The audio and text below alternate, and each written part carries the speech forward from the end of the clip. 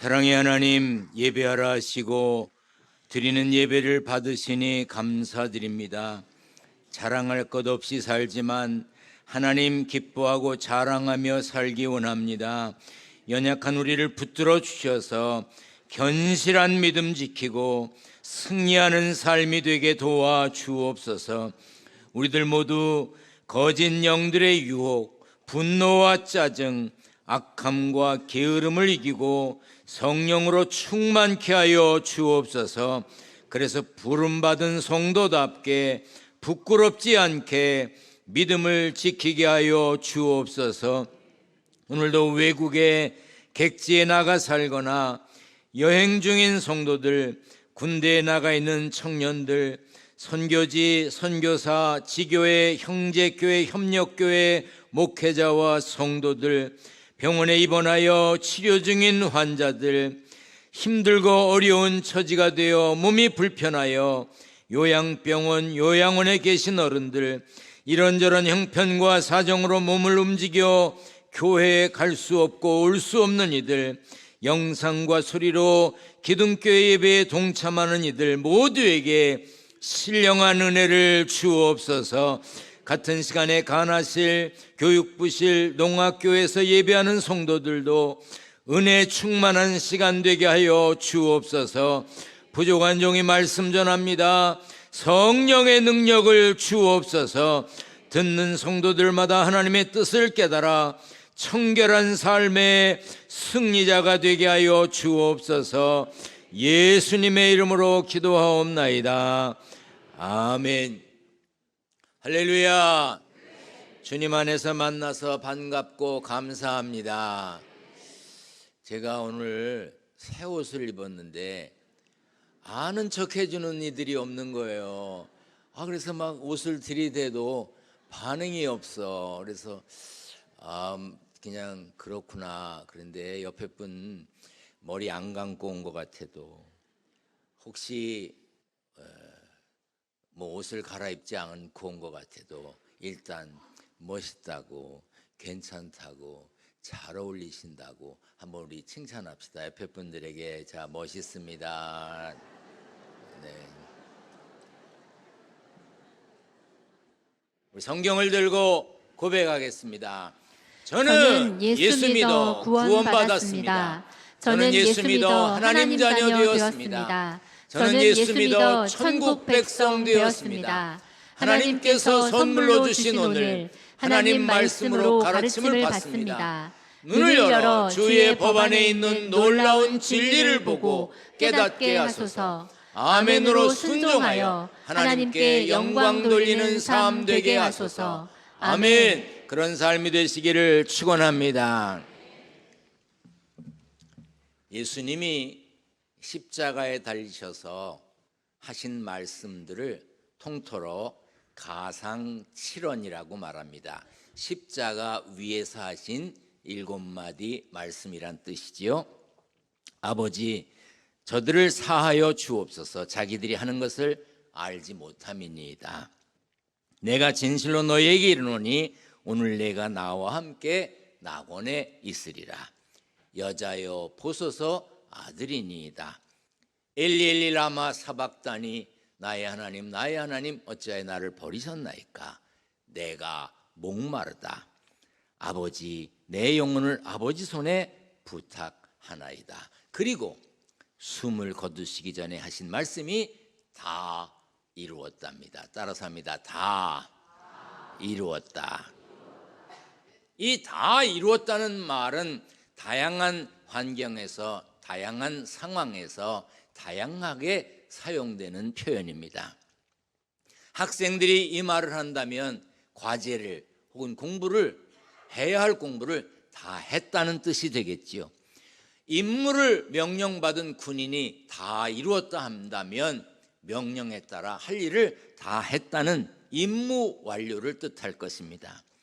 제사장이 제사를 드린 뒤에 이 말을 한다면 제물을 하나님께서 받으셨다, 하나님께 드림이 되었다, 하나님께 받아들여졌다는 의미가 될 것입니다. 그런가 하면 일반적인 상거래에서 물건을 받았고 값을 치루었다는 뜻이 되겠지요. 그렇다면 예수님이 십자가에서 다 이루었다고 하신 말씀은 무슨 뜻일까? 어떤 의미일까요? 마가복음 10장 45절을 같이 읽습니다. 시작.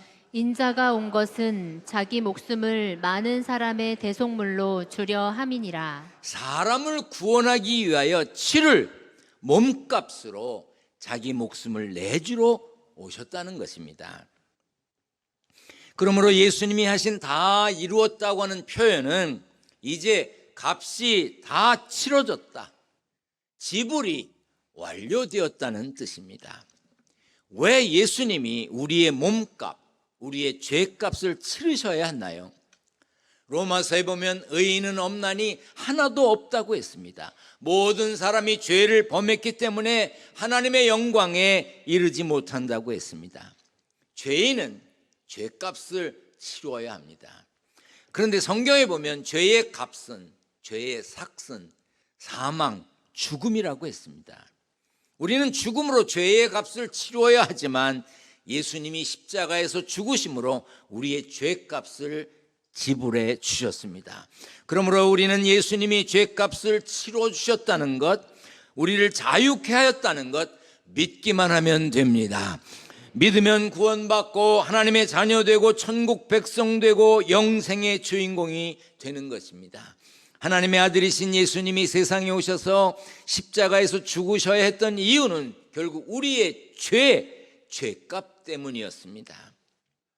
오늘도 우리가 손에 성경을 들고 이제 고백을 했습니다. 우리의 믿음을 고백했죠. 이 성경은 우리를 향한 하나님의 사랑의 기록입니다. 하나님의 은혜로 베푸신 구원의 역사가 여기 담겨져 있습니다. 그런가 하면 동시에 성경은 죄가 어떻게 생겨났는지, 인간이 얼마나 심각하고 다양한 죄를 지었는지를 다 기록하고 있습니다. 에덴 동산에서 아담과 하와를 창조하신 하나님은 한 가지를 금하셨습니다. 같이 읽습니다. 시작. 선악을 알게 하는 나무의 열매는 먹지 말라. 내가 먹는 날에는 반드시 죽으리라 하시니라. 반드시 죽으리라. 아담과 하와가 선과 악을 판단하지 못하도록 금하셨습니다. 만약 그리하면 죽으리라고 경고하셨습니다. 세상을 사는 우리는 판단을 잘해야 유익하다고 생각합니다. 그렇지요. 잘해야 합니다. 그러나 판단과 분별은 구별해야 합니다. 예수 믿고 하나님의 자녀된 우리가 매일 매 순간 해야 하는 것은 분별입니다. 악령을 분별해야지요. 분별을 잘하는 사람 지혜롭습니다. 자, 오늘 날씨 어땠습니까? 어떻습니까? 여러분들이 아침에 일어나서 나오는데 오늘 날씨가 어땠어요? 그냥 좋았어요? 추웠어요? 쌀쌀했어요? 으실으실했어요? 사실은 한국 말처럼 이렇게 표현이 다양한 게 없어요. 도대체 뭔 뜻인지 외국인들이 알아듣지 못하는 표현이 많아요. 춥다는 뜻은 같은데 다 다르게 말합니다. 날씨를 잘 분별하고 옷을 지혜롭게 입어야 합니다. 그런데 지금 무지무지 추울 줄 알고 막 껴 입고 오신 분들은 왜 이렇게 뜨겁게 해놓는 거예요 도대체. 그리고 앉아 계실 것이고, 날씨가 따뜻할 줄 알고 간단하게 입으신 분들은 오늘 춥네 아마 그러실 겁니다. 그런데 저 사람은 이 날씨에 목도리까지 하고 아주 찐다죠. 그냥 뜸을 떠라 그냥. 그런가 하면 저 사람은 이런 날씨에 아유 반팔은 또 웬일이야, 아이고 문제가 많아, 좀 모자라는가. 자신의 생각이 옳다고, 자신의 판단이 정확하다고 생각해서 분별하는 것을 넘어서 판단하지요. 제가 미국에서 다녔던 학교는 1시간만 가면 스키를 탈 수가 있어요. 1시간만 가면 서핑을 할 수가 있어요. 그런데 학교가 있었어요. 어느 날 아들을 데리고 스키장에 갔습니다. 그래도 스키장에 가려면 복장을 갖춰야 되니까 옷을 다 빌렸어요. 스키도 빌려서 거의 뭐 올림픽 선수처럼 하고 갔습니다. 가서 깜짝 놀랐어요. 청바지 입고 타는 사람에, 반바지 입고 타는 사람에, 티셔츠 바람에 타는 사람에, 심지어 어떤 녀석은 폼제느라고 그랬는지 우통을 다 벗고 타는 거야. 한국의 스키장 가면 다 올림픽 선수 같아, 복장이. 근데 그 사람들은 자기들 마음대로야. 우리는 어떻죠? 원미산만 올라갈래도 히말라야 올라가는 사람처럼 하고 가잖아요. 사람들의 판단이 싫은 거야. 그리고 조금만 자기 기준에 안 맞으면 틀려 먹었다 그러고 우습게 보죠. 저 사람은 안 돼. 저희는 틀렸어. 저희는 나빠. 비난하고 정죄합니다.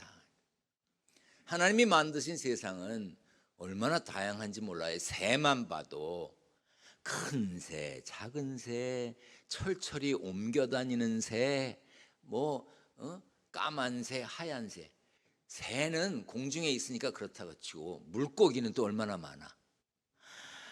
파란색 고기도 있고 노란색 고기도 있고 빨강색 고기도 있고 심지어 깜장색 고기도 있고 네모난 고기도 있고 동그란 고기, 길쭉한 고기, 짧은 고기, 눈이 큰 고기, 눈이 작은 고기, 줄무늬가 있는 고기, 점박이 고기. 내가 이거 설교 준비하다가 가만히 생각해 봤어요.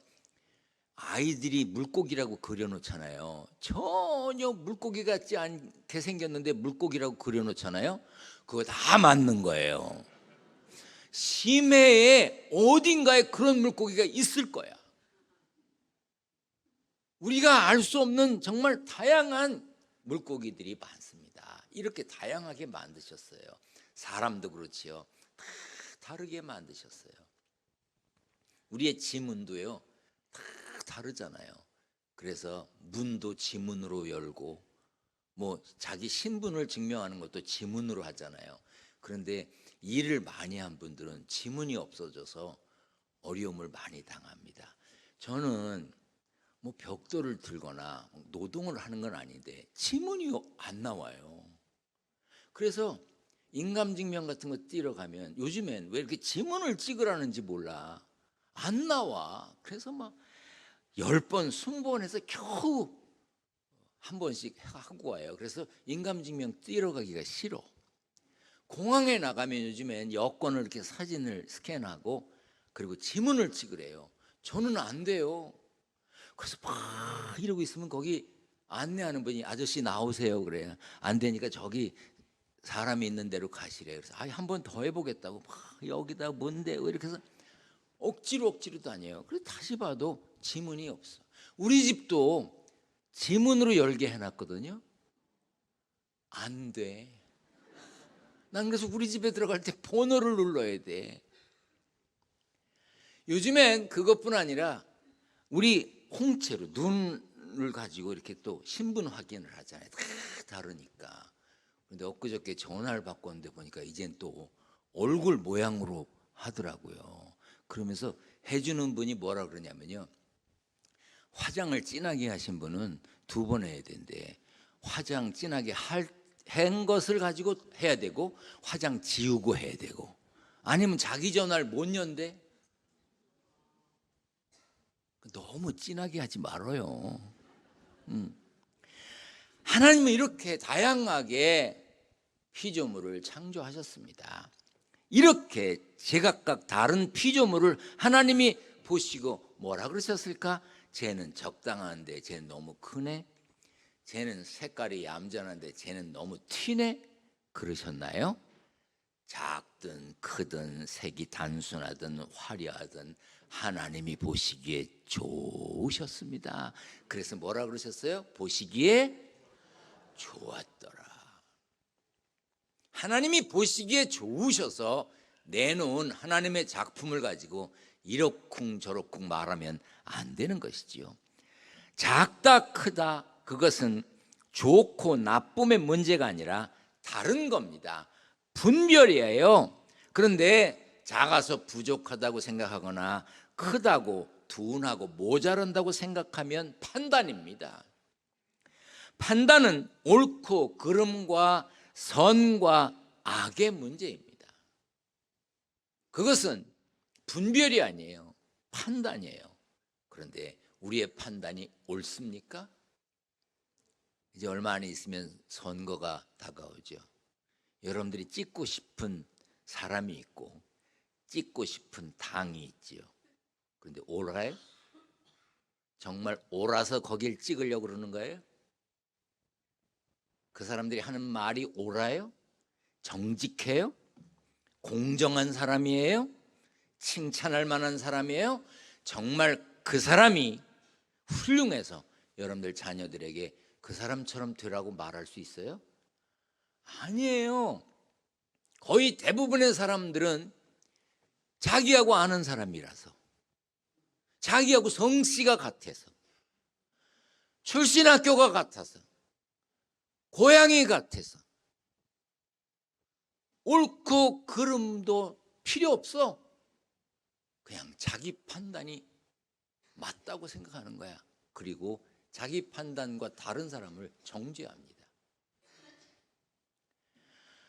하나님은 아담과 하와가 분별하는 것은 허락하셨지만 판단하는 것은 막으셨습니다. 옳고 그름의 눈으로 세상을 보고 판단하기 시작하면 세상은 지옥이 됩니다.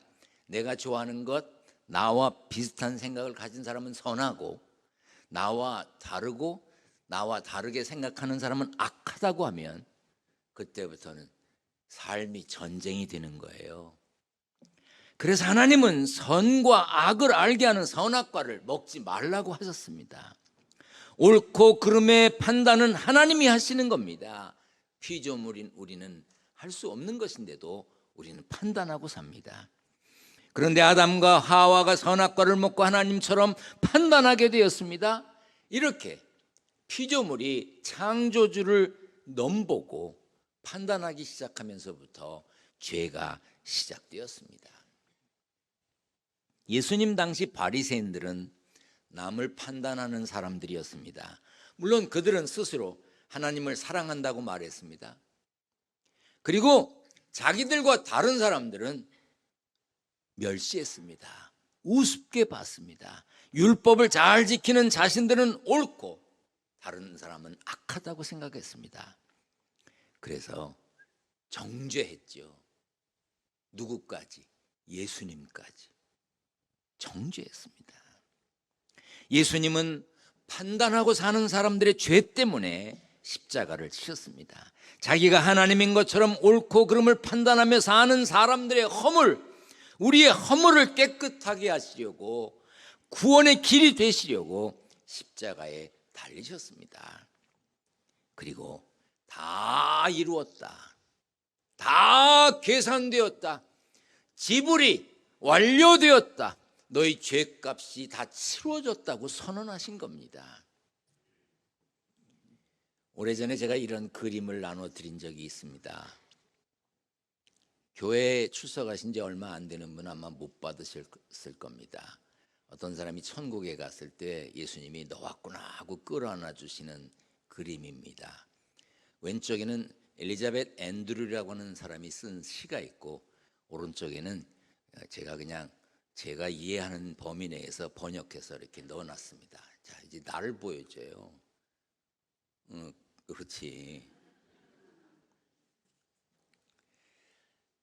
이 엘리자벳 앤드류가 쓴 시는 천국에 갈 때, 내가 천국에 갈 때라는 제목으로 시를 썼습니다. 주님, 제가 천국에 갈 때 무엇을 가지고 가야 하나요? 금목걸이나 다이아몬드를 가지고 가야 합니까?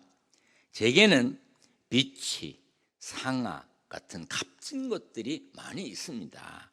말씀해 주세요. 필요한 게 무엇인지. 그때 예수님이 이렇게 대답합니다. 사랑하는 나의 아들아, 너 잘못 알고 있구나. 내가 원하는 것이라곤 너와 가까이 있는 것뿐이다. 나의 사랑과 용서는 결코 값을 주고 살 수가 없단다. 그러므로 네가 천국에 오려고 짐을 쌀 필요는 없다. 그리고 여기다 뭐라고 썼냐면 just come as you are. 그냥 just 네 모습 그대로 오기만 하면 돼. 네가 천국에 오는데 필요한 값, 그건 어떻게 됐는지 아니? The price has been paid.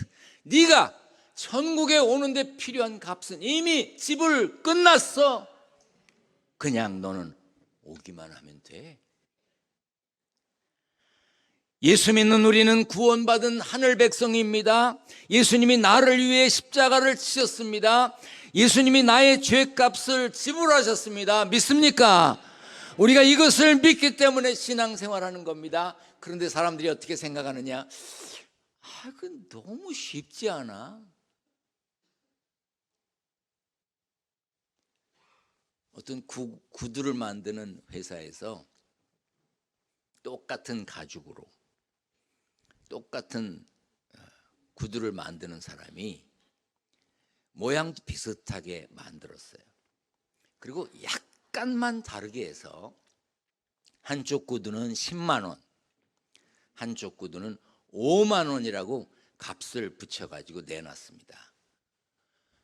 어떤 게 더 많이 팔렸을 것 같습니까?